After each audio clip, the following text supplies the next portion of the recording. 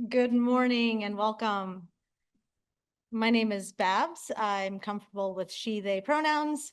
I'm a early 40s white woman with short, kind of disheveled hair today, wearing my obligatory flannel, blue, black, and white, and a Missouri t-shirt. And I would like to welcome you today to our service. Whether you are on site or on Zoom, and whether it's your first time here or one of many times, we are glad that you're with us today. We hope that you stay for coffee and tea afterwards and conversation using some fun prompts if you would like. The chalice lighter in the congregation or in the sanctuary today is Laura Michael. Our chalice lighting words are from Albert Schweitzer. At times, our own light goes out, and it is rekindled by the spark from another person. Each of us has cause to think with deep gratitude of those who have lighted the flame within us.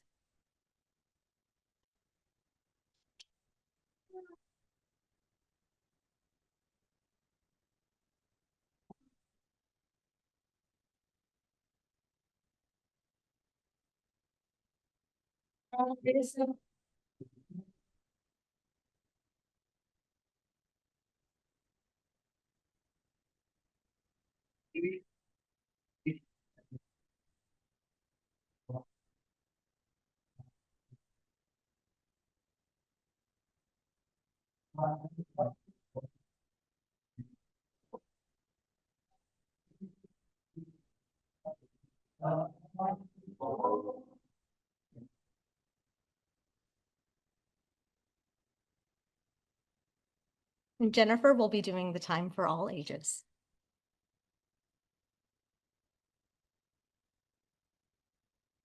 Good morning, everyone. My name is Jennifer Dunn and I use she, her pronouns. I'm relatively tall, have lots of hair and pushing 60. I'm really glad to be here with you as always. Today's story is Gratitude is My Superpower by Alicia Ortega.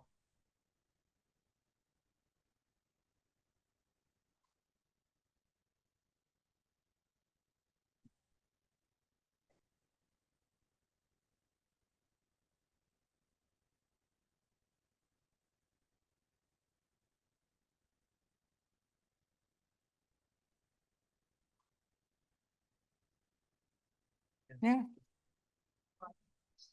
Oh, they're not working. Oh, what a shame. Okay, all right. Well, that's good to know. I'll stop waiting for them then. They're cute pictures though, so I'm really sad. All right, yeah. I'm grateful anyway, yes. Hi, my name is Betsy, and this is Mr. T. I am only 7, but he is 70. He's a turtle. You wouldn't know to look at him. He never seems to age. He slowly moves around the house and doesn't have a cage. One day, when I was playing with him, I suddenly felt quite sad. What's the matter? Mom said. You're usually so glad. It's Mr. T, I said to her. I think there's something wrong. To carry that big house all day, he must be very strong. Do you think it stops him from having fun like me? I've never seen him run or jump as happy as can be. Oh, my dear, you mustn't worry. Mr. T is fine. Turtles have different needs in life. They're not like yours or mine. The nature of a turtle is harmless, quiet, and shy. They love to hide inside their shells when people pass them by. So Mr. T is very grateful for everything he's got, which means he doesn't worry about the things he has not. Let's play a game together, Mom said. I call it gratitude.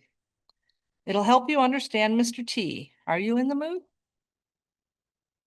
Mom takes me to the garden and just behind the flowers. Picking up a stone, she says, this has superpowers. Every time you're upset when things don't go as planned, you take out your gratitude stone and hold it in your hand. The stone will work its magic, and soon you'll begin to see everything that's happening is how it's meant to be. No sooner had we gone inside, the sky began to rain. Tears began to fill my eyes. I wanted to go out again. Remembering my special stone, I squeezed with all my might. What could I be grateful for when rain was in my sight? Just then I remembered, without it, plants won't grow. Fish wouldn't live in the sea and rivers wouldn't flow. Thank you, sky, for raining. You're really rather clever. Now I know the job you do. You can rain whenever. Next morning, when it's time to wake, my body's filled with dread. Going to school's the last thing I want. I'd rather stay home instead. Beneath my pillow is my stone. I squeeze it once again, remembering the friends I'd see and my teacher, Mrs. Blaine. At school, I had forgotten today was sibling day. I don't have any siblings and I didn't know what to say. My stone will have the answer. I thought, I'll squeeze it and we'll see. Of course, I said, I'm grateful because I have Mr. T. At dinner time, it worked again.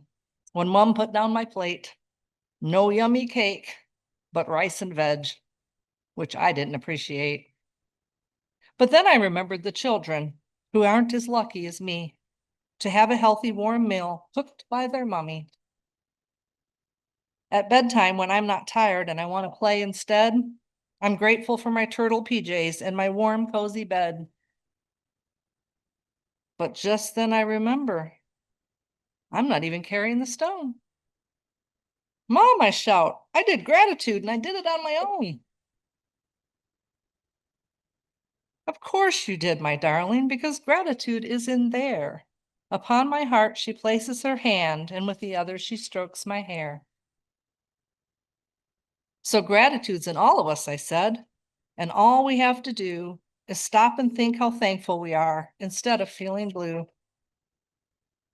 Next day during playtime, there's a new boy there with shiny braces on his teeth and curly light brown hair. Tears are falling down his face. He wishes he had not moved, a decision made by his parents that he had not approved. I tell him of the gratitude stone and ask him if we can find something to be thankful for that he can bear in mind. He holds the stone and thinks a minute, a smile across his face. I'm thankful for our new home. The garden has so much space. Now, every time I go out, I make sure to have with me at least one stone to pass on, along with my story. The more we share about gratitude, the happier we will be.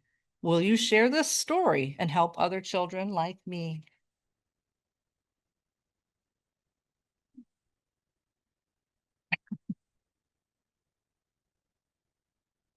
Now, for the kiddos,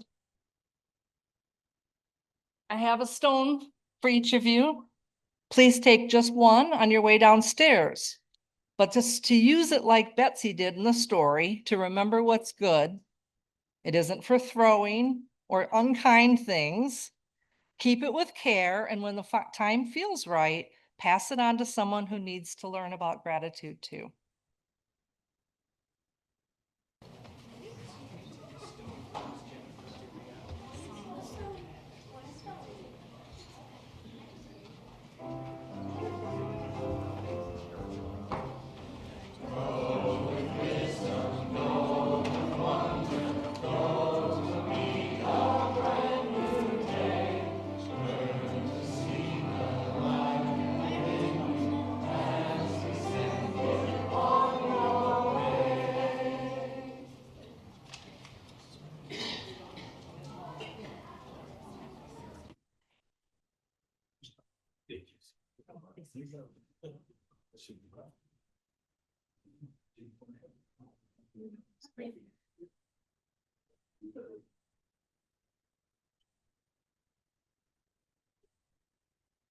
The geologist in me appreciates the giving of rocks for all occasions. Thank you for that time for all ages. Our words of invitation are, "For what shall we give thanks?" by Reverend Laura Horton Ludwig. The wheel of the year has turned again. Once more, the Thanksgiving season has arrived. How shall we sing a song of gratitude now? For what shall we give thanks? For this moment, for friends near and far, for our breath, for love, for courage and clarity, for strength, for delight, for laughter, for beauty, for the tables round which we gather, for food we enjoy with friends, seasoned with love and memory, for the sun and moon and stars and sky, for the trees who have seen so much and still stand proud, stretching themselves to the sky, for the bright voices of children, for the wisdom of elders, for actions that bless the world, for hard work that makes a difference, for music and art and celebration, for generosity, for compassion, for endurance, for joy, for hope. For all of these things, we give thanks. Our hymn of the month for the month of November is For the Beauty of the Earth. Helen Nearing, who in the early 1930s, along with her husband Scott, began a 50-year experiment in simple living, wrote, "The universe is immense and gorgeous and magnificent. I salute it. Every speck, every little fly on the window salutes the universe. Every leaf has meaning. I think the universe is expanding. It's experiencing and accomplishing. And we have this opportunity to add to the glow. Everybody can love in the place where they are, in the physical body in which we are, in the life in which we are involved. We can all add our share of love without even leaving the room. We too can share and celebrate our place in the universe. Let us sing together verses 1, 3, and 4, For the Beauty of the Earth. It's number 21 in the gray hymnal, and I think the words actually will be on the screen because this is our song of the month. And yes, you are welcome to stand or remain seating as we lift our voices together.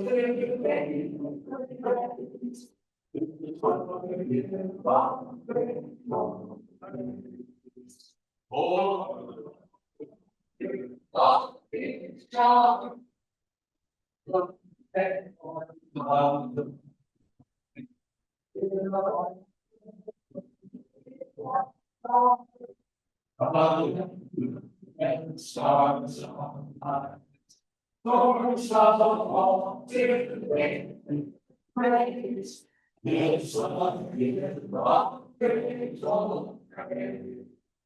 For the joy of you, there is God, God. For the shame. Tears of hearts and mind, storms of all to pain, praise, is our gift of grateful praise.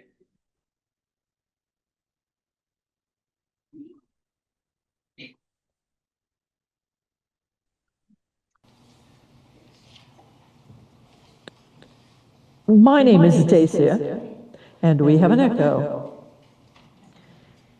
My name is Dacia. I'm a member of the Pastoral Care Circle. My hair is short. I wear glasses, and the polo shirt I'm wearing is, I think, called raspberry in color. As a community, we share joys and concerns to keep connected. Slips of paper are available at the greeters table for those in the sanctuary to use for joys and concerns.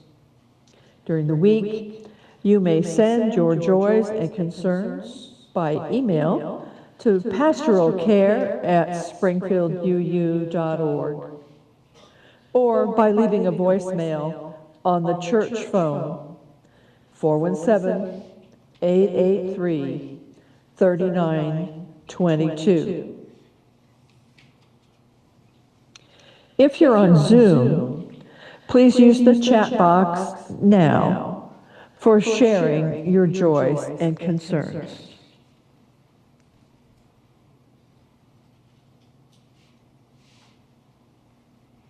All of our joys and concerns will be included in the members' email on Tuesday. We honor each joy or concern with a lighted candle, a symbol of the love we as a community offer for each of these joys and concerns. This morning, Laura M. will be lighting the candles.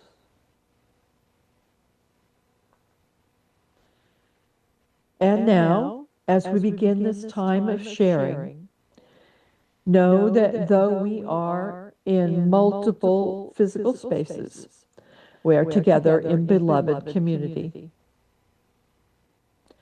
To begin, we hold in love all of us, those present and those absent. We light a candle for our church community. Colin J. writes, Kara and I found out this week that Cox Health will not be accepting any marketplace insurance plans next year, at least for Greene County and Webster counties. This effectively cuts us off from the specialist providers and treatments we've worked hard to establish over the past few years. This seems to be an effect of cuts on the ACA tax credits.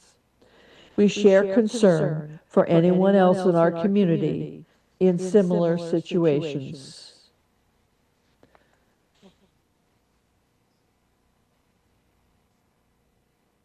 And Jennifer, could you check for joys and concerns? Oh, there's Millie. For joys and concerns in the sanctuary.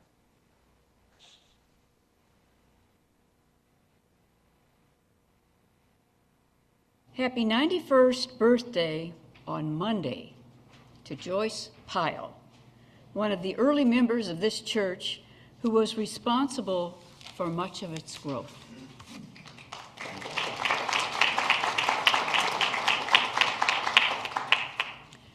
We have a joy from a mysterious person who has very nice printing.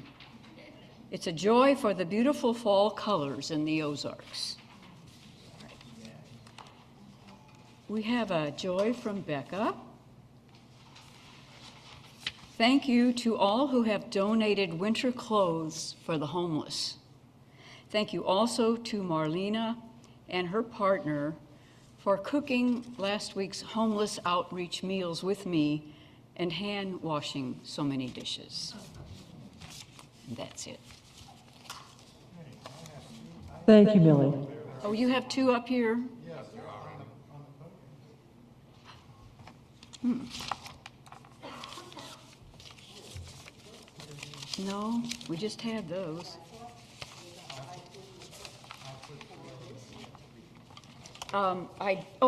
Here's a hidden one. Let's see. Oh, this is from Michael. Oh, that's an old one. Yeah, it's an old one. We don't see yours, Steve. You want to just tell us what they are and Okay. With joy, I have both a joy and a concern. My joy is I've been struggling to find places for my band to play, and we suddenly got a job, and we are playing this coming Saturday night at the Stardust Ballroom for dances open to the public. And then my concern is, I got the preliminary results from a MRI yesterday, and I would appreciate all your good thoughts and prayers for my back, because it's a total mess from in the lower lumbar region. So we'll have to have work done on the back. Thank you. I will try to paraphrase briefly. Steve had an MRI yesterday, and the results indicated that his back is all messed up and he needs a lot of our concern and attention on that. And his band, which also includes John Prescott, and I don't know who else from here, is going to play this Saturday night at the Stardust Ballroom. What time? It's 7 to 9:30. 7 to 9:30, and so you can come and listen and dance. Thank you, Millie. We honor the complex and heartbreaking struggles of our world. We light a candle for all who are impacted.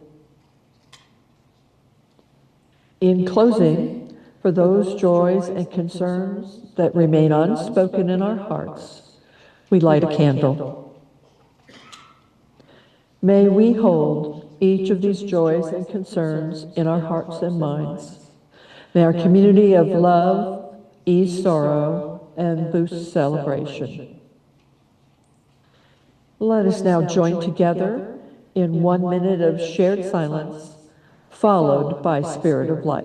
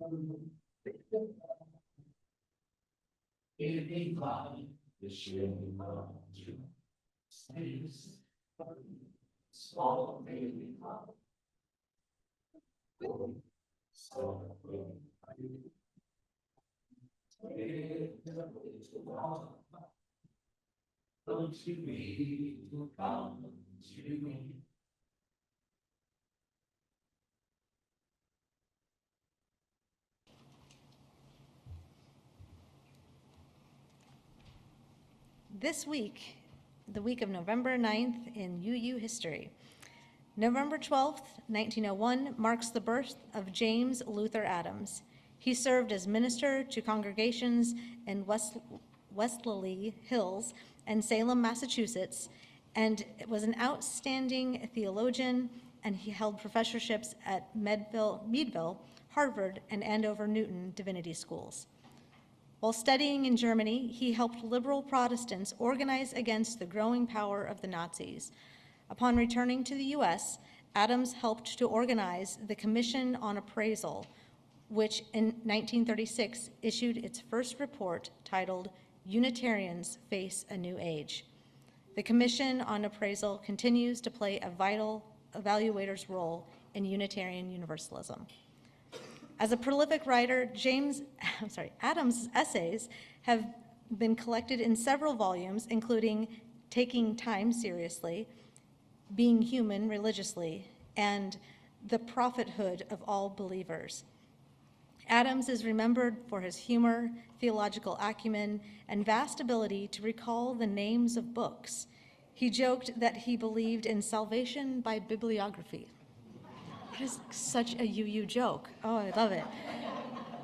Adams died in July of 1994 at the age of 93. It's a good long life. Offering our gifts to support the work of building inclusive and just communities is one of the many ways that we live into justice and equity together. Some of us have much to give, and some have little, and together it is enough. We are enough to work together for a world where every human can live into their best and most authentic self. If electronic giving is your preferred method, or if you are on Zoom, virtual giving options are available via our website, springfielduu.org. The offertory is For This Joy, with words by Charles Anthony Silvestri, and to the tune of L'aube de Heron, I believe, arranged by Susan Labar, and performed by the First UU Choir.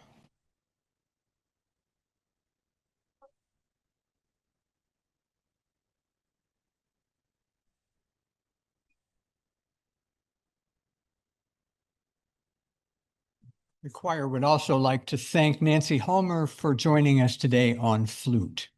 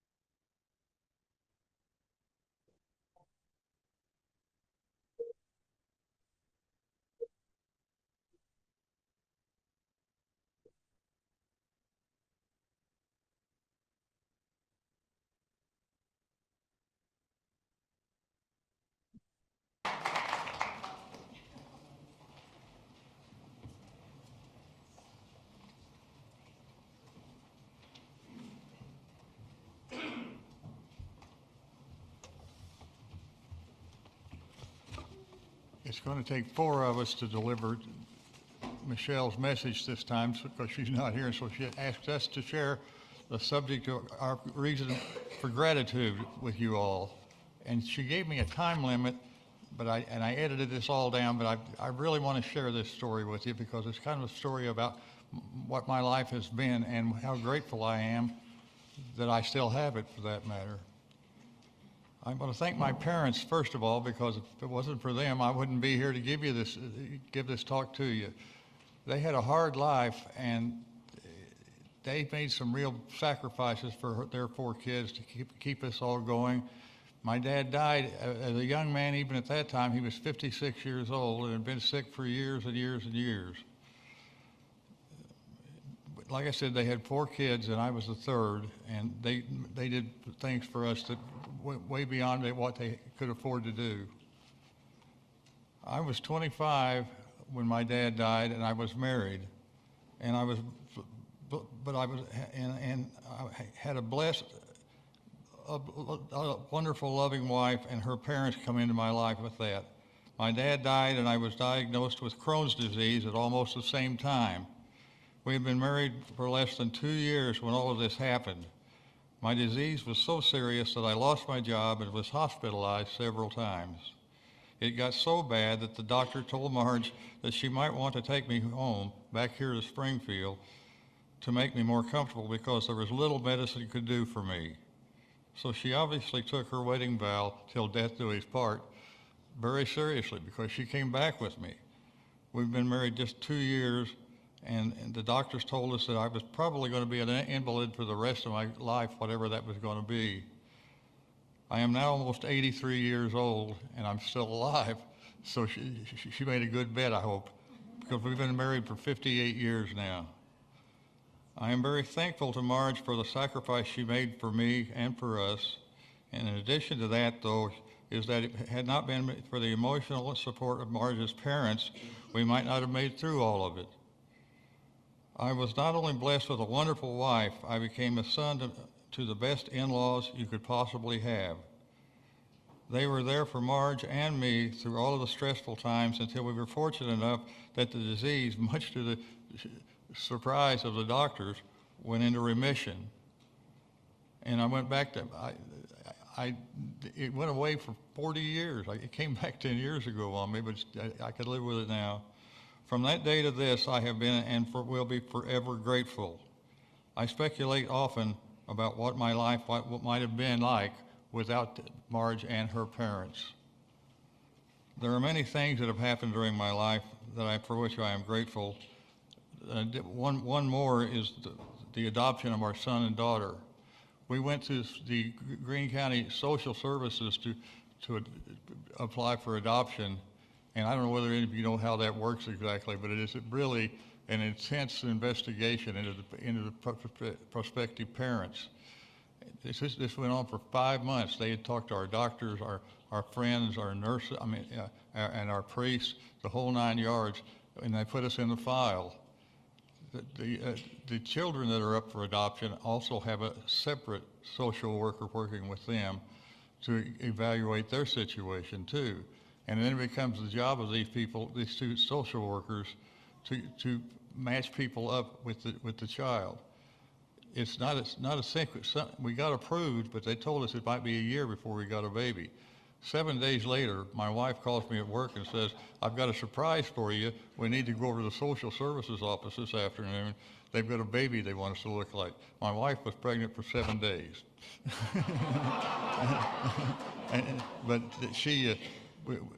But these workers put us together with Stephen, who is 53 now, and Aaron, who is 50, and they did a wonderful match-up job for us in the situations. We will always be grateful to those social workers for the jobs that they did.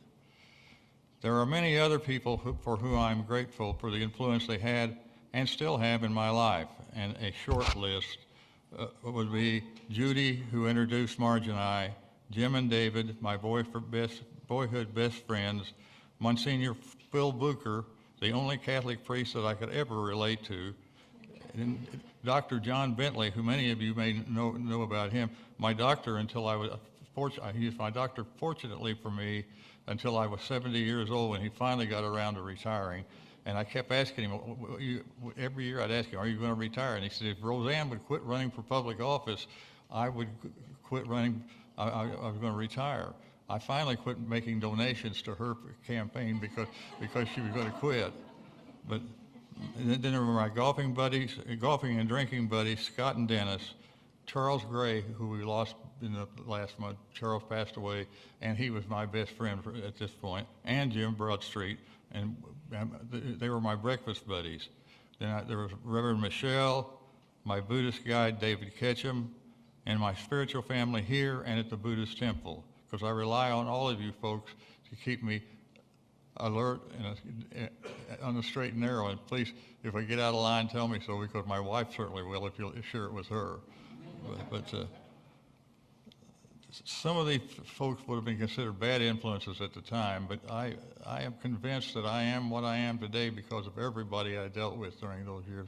I think we all come together, whether we're with one another or not all the time, we affect each other's lives. I feel pretty good about where I am right now, and so I extend my gratitude to all of you and all of the folks and the hundreds of others that I have touched and been touched by. I am certain that who I am today is a product of the influence of all of them. I encourage you to reach out to everyone with loving kindness, be thankful, and to live your life in the present moment. Thank you very much.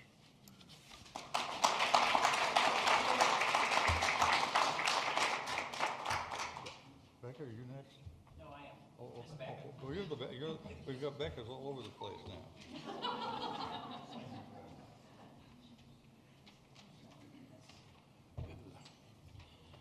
Good morning. And yes, I am one of the plethora of Beccas that goes to this church. I'm Becca Reynolds. My pronouns are she, her, and hers. I'm a redhead. I'm wearing a maroon dress. And I'm grateful. I'm grateful for so many things, and here are a few. I'm grateful for being a nerd. Any nerds in here? Nerds are weird, but nerds are the yeast that bakes the bread of the more normal folks of society. We have that to be proud of and grateful for. I'm grateful for being an American and a Midwesterner, for our freedoms and our work ethic. I am grateful for being born transgender. It has made me smart and strong and given me an appreciation for diversity as well as a second family. I'm grateful for having been very, very sick, for I have faced death, and I appreciate my health. I am grateful for being employed again with income and insurance. I am grateful for friends and for this church family. And don't doubt this for a second, without them and you, I would be homeless. And finally, I am grateful for the spirit of life, of which I am a part. My body is made of star stuff. My soul is also made of the stuff of the universe. And when my time is done, my body will return to the star stuff of the universe, and my essence will rejoin the spirit of life from which it comes. And I'm very grateful for all of these things and so many others. Mark is our next speaker.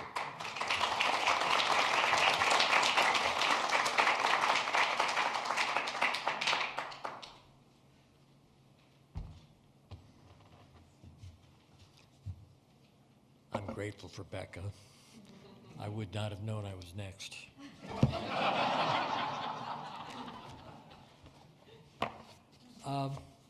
Does anybody have a thumbnail definition of grateful? Appreciation. Appreciation. Anyone else? Don't expect me to have one. That's why I'm asking. Well, Acknowledging that what you have and have interacted with. and That what you have and have interacted with. okay. Well, I should start at the very beginning. My name is Mark McGinn. I'm an elderly gent. I'm wearing black and yellow today. Why? I have no idea. And I'm told my voice is getting lower again. So is this better if I step up closer? Yes.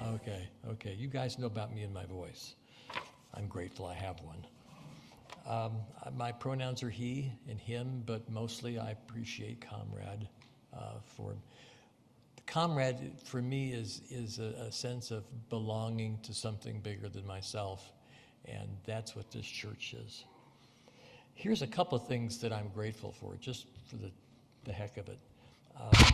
Excuse me. I'm grateful most of all for my wife, Judy, who's not here, but who keeps me going with my dementia. She's the one that organizes all kinds of things for me and makes sure I take my medicine and eat and all that kind of stuff. And I'm grateful for the fact we've been married now for almost 44 years, and I have on today the very shoes I bought 45 years ago for my wedding.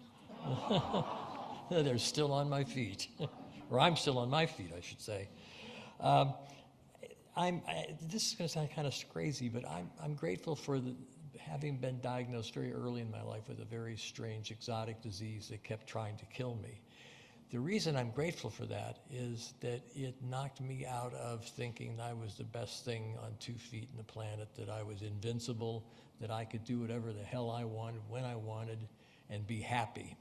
Well, I had that all turned upside down when I was diagnosed with something called Behçet's disease. It's an inflammation of veins, arteries, all that sort of stuff. And it affects the brains, the heart, the liver. Well, it affects everything. And mostly it brings on ghastly pain, which leads me to the next thing I'm so very grateful for, OxyContin. Thank you, OxyContin. Without you and fentanyl, I might not have made it. The thing that I am most grateful for, well, I will give you a definition before I say this. Grateful, I like cutting it in half. Great, full. Now there's great, G-R-E-A-T, and then there's G-R-A-T-E. And I'm thinking of G-R-A-T-E, especially when I was a boy living in Pennsylvania. My grandmother was an administrator for the apartment complex she lived in, and she would fill up grates for people with coal, and that coal would keep people warm. So that to me is a grate, it's a container. And mine is full, and it's mostly full these days from you. If it wasn't for my connection to all of you here, I'm pretty sure I know where I would be. No, I'm not pretty sure I know exactly where I'd be. So the fact that I was able to connect with not everybody, but I'm trying to, but the people I have been able to connect with have done this for me. When you are touched with dementia, calendars, dates, times become, well, almost mythological. And the thing I love about my dementia is that every day I wake up, I think it's Sunday. And Sunday I'm coming here. And it takes me a while to wake up to recognize, no, this is some other day in the week. And I only have so many days till Sunday. But I can't even put into words the cocooning I feel with you folks, that you've accepted me for all of my quirks. And well, the fact that I can laugh at my dementia, and the fact that you folks can laugh with me and at me, is the most, I can't tell you what it's like to be able to laugh with you folks at something that's trying to strangle my brain. Well, it is strangling my brain. So that for that I am terribly grateful. And the last thing I am most grateful for is, well, once again, you guys. Thank you for being here.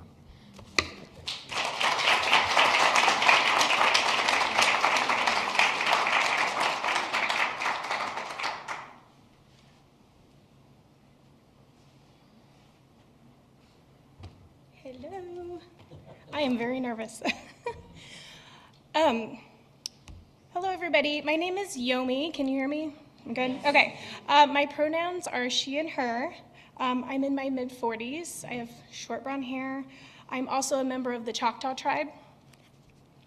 Today I'm going to talk about gratitude, like everybody else. I'm going to try to get through this without crying. It's kind of long. Sorry, guys. For me, today I am grateful to be alive, to be living and breathing and enjoying life. Sorry. Thich Nhat Hanh said, because you are alive, everything is possible. I am going to take you to the spring of 2023. I'm a single mom and only parent of 3 kids. I was still struggling with the aftermath of 2020, like most people. I was going downhill with my physical and mental health. I was non-essential for years and had to rebuild my preschool business, gymnastics business again. I started to feel even more sick, and I diagnosed myself with a UTI. I didn't have health insurance, so my dad gave me some antibiotics, and then I started to feel better. I've always had a really good immune system. I'm very rarely sick, and I hardly ever go to the doctor unless needed.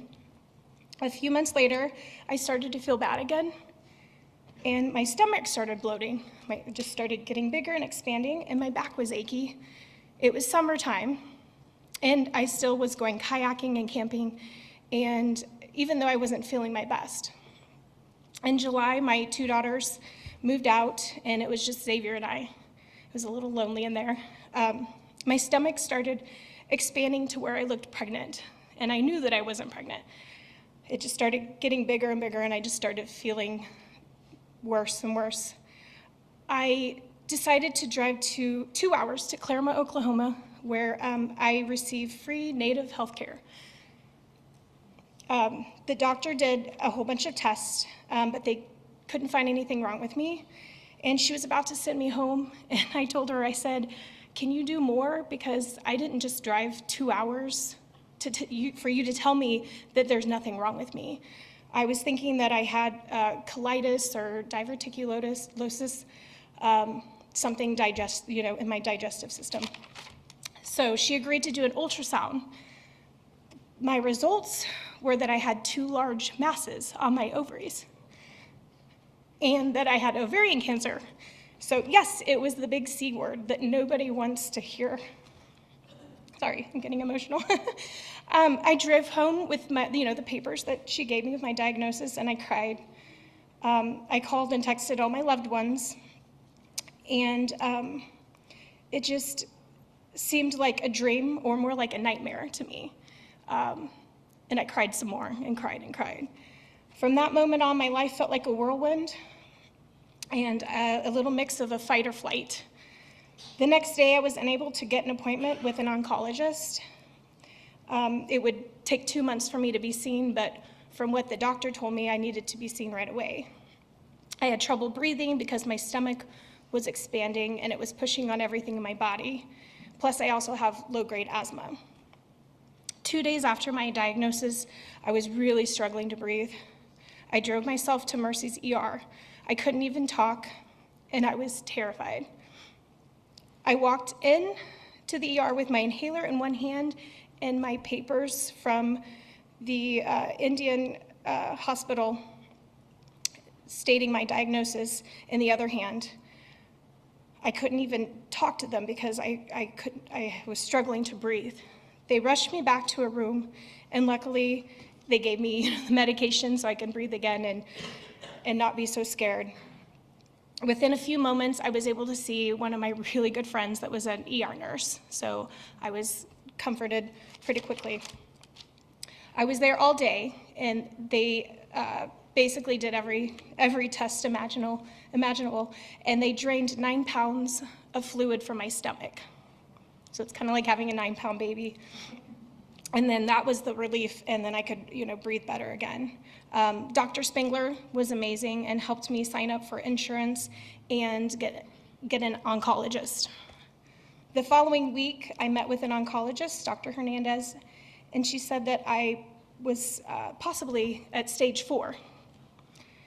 And my CA-125 marker was at 524, and it should be below 35, if that tells you where I was at. It was pretty serious. And she asked me, hey, what are you doing Thursday? And I was like, I'm working. She's like, no, you're doing surgery. So the day of my surgery was really awful. I couldn't have food or water after midnight, and my stomach was expanding again, and I just couldn't hold anything down. My surgery went well. I had a full hysterectomy, and they also checked for more cancer. After the surgery, she said that I was stage 3C, which was a little better than stage 4, because that's kind of terrifying. That sounds more like you're closer to death at stage 4. At the same time I was in the hospital, my best friend Cindy went septic and was taken to the ER. She had a rare tick bite that affected her whole body. She was in extreme pain and had to relearn how to walk and talk again. So we were both in the same hospital at the same time. Recovery from surgery wasn't very easy. I had at least 40 staples that ran vertically across my stomach. I had to learn to slow myself down and have more patience with the healing. A little after surgery, I started chemo, and they said that I would start to lose my hair within 12 days. I went on a beach trip with my friend to Florida, the one that, and she was still learning how to walk and talk again from her, the tick bite. I remember that my hair started to come out when I was in the shower. I was crying so hard that Cindy and her husband could hear me through the door. Chemo wasn't too bad in the beginning. I did labs every week and received treatment every 3 weeks. I was so sick of my hair coming out, and I just went ahead, I had an appointment to get it shaved off because it just kept coming out. The steroids kept me feeling good, but neuropathy slowed me down and crept up on my whole body. Towards the end of chemo, I was wanting to quit. The neuropathy was so bad, and the numb, cold feeling turned to slower movements. My legs felt like they were walking through quicksand. I couldn't even get up off the floor, and as a gymnastics coach, that's really important to be able to get down on the floor, stretch, and get up off the floor. It was December of 2023, and my chemo was complete. My cancer was gone, and I was still struggling. I was so upset that I couldn't even walk through the store. My mental health was declining. I was scared that the cancer was going to come back. It was freezing outside in January. I was extremely depressed. My face was round. I had the moon face.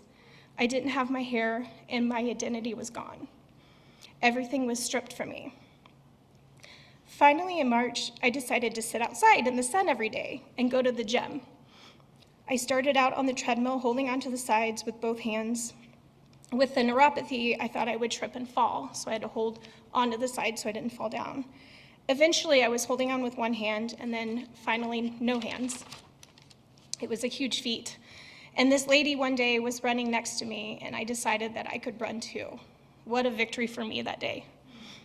My doctor had me try a pill to keep my cancer from returning. It caused diverticulosis, and I had to stop after 6 months. My hair was finally growing back, and I was losing weight, plus my face was starting to look like me again. After stopping the medicine in December of 2024, my cancer came back. Sorry. It's definitely not the outcome that I wanted. They told me that I had chronic cancer and most likely would have to have treatment for the rest of my life. Right then, I decided to start living. I didn't want to live on autopilot anymore. Sorry. I started to do things on my bucket list. I started crocheting, writing a book, and starting a new band. I began to open my eyes and live my life and feel gratitude. I don't know how long I'll be here, but I want to make sure that the days I have remaining are going to be true and meaningful. Thank you.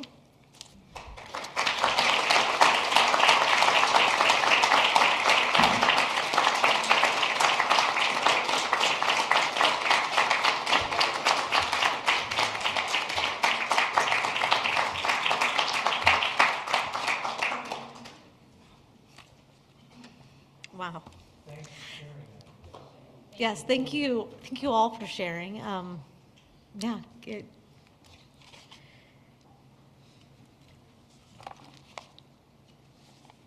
it's such a blessing to be a part of a community where we share our joys and our concerns and our gratitude.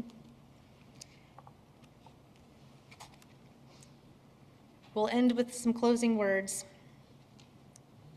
And this is from Reverend Sandra Fees. It's called A Grateful Heart. She says, "May you rise in the morning and greet the dawn with a grateful heart. Throughout the day, may you accept the simple gifts that arise, food, shelter, water, sunshine, with a grateful heart. May you greet others whose paths you cross with the same gratefulness. And when evening comes, may you greet sleep with a grateful heart and a heart full of compassion and joy." The final hymn, the final song is from We Lift Our Hearts in Thanks. It's number 355 in the gray hymnal. You may sit or stand to sing, and you may remain standing after the song for our chalice extinguishing and unison sending words.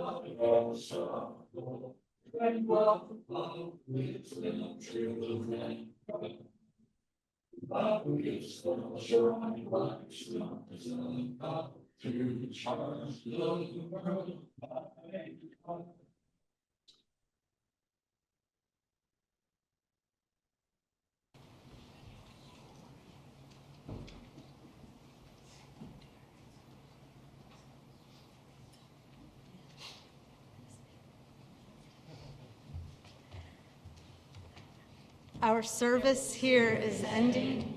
Our service to the world begins anew.